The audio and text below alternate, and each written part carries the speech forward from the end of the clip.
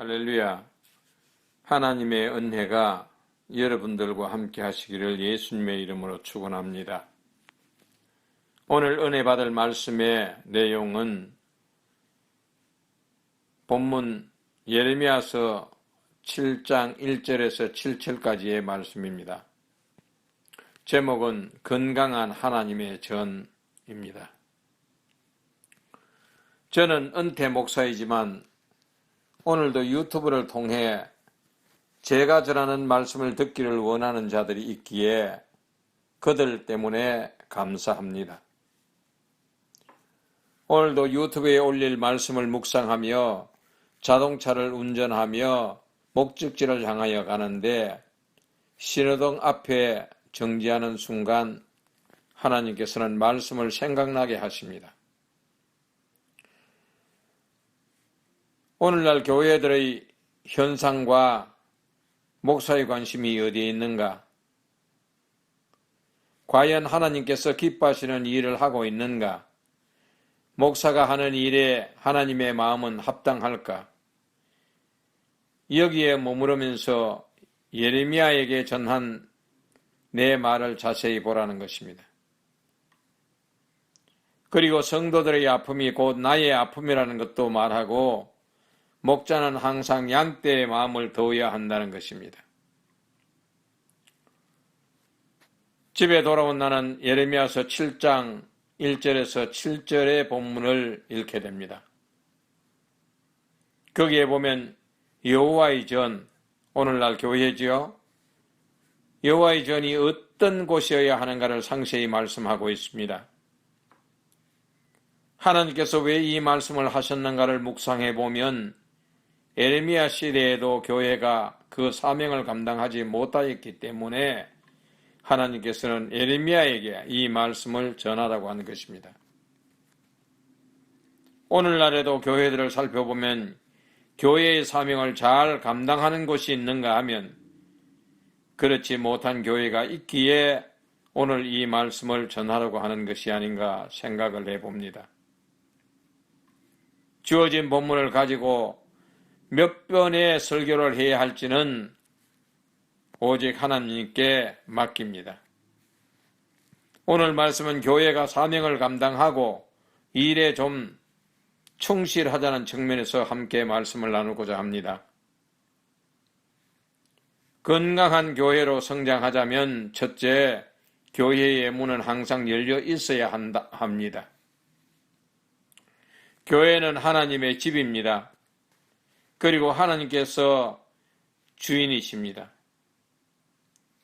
누구나 하나님을 만나기 위하여 교회를 찾아온다면 거침돌이 없어야 합니다.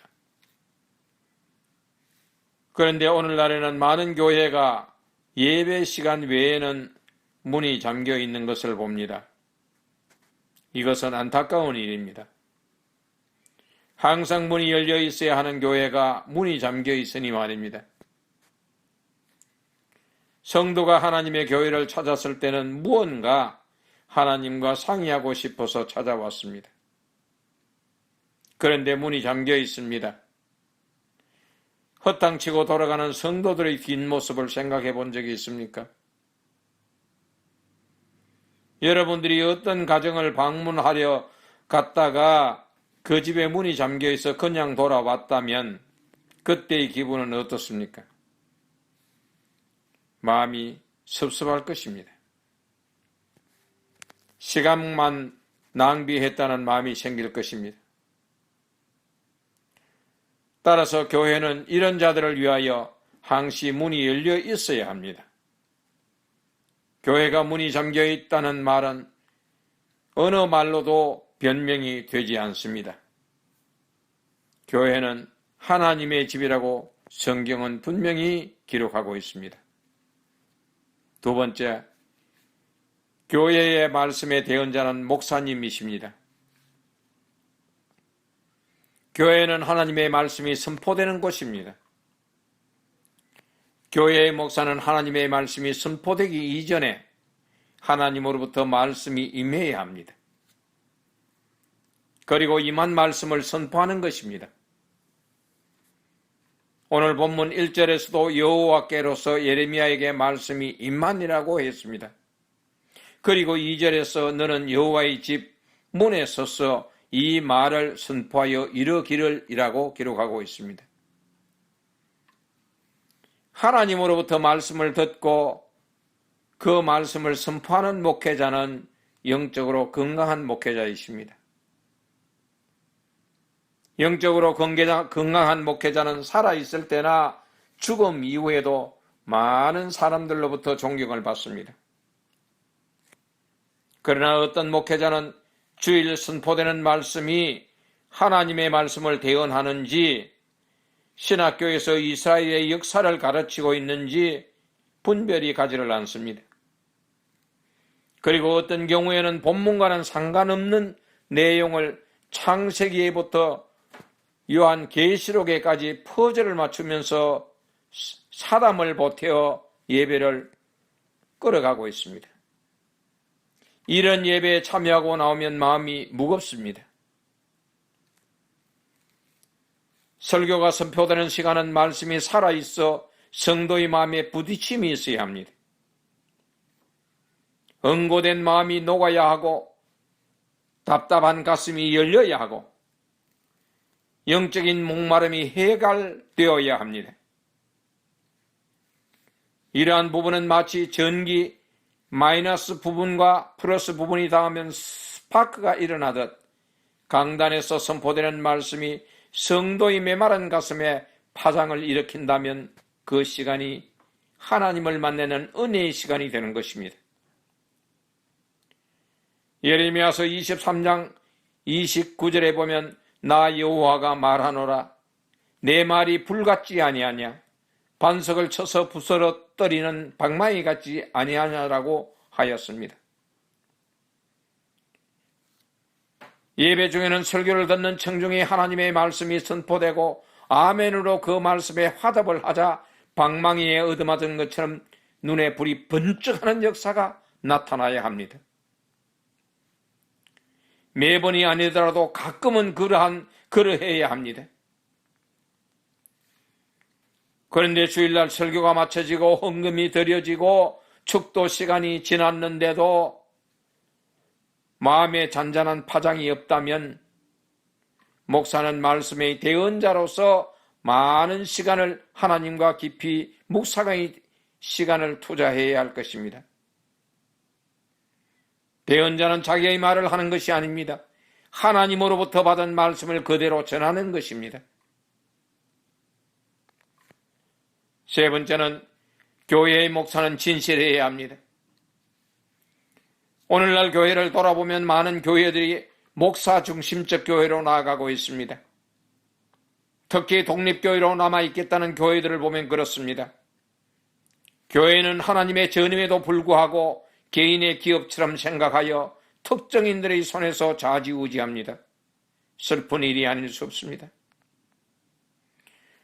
목사는 교회가 신성불가침 구역이라면서 자기의 주장대로 운영을 합니다.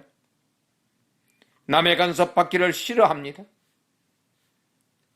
자기를 따르는 사람과 반대하는 사람을 철저히 구별합니다.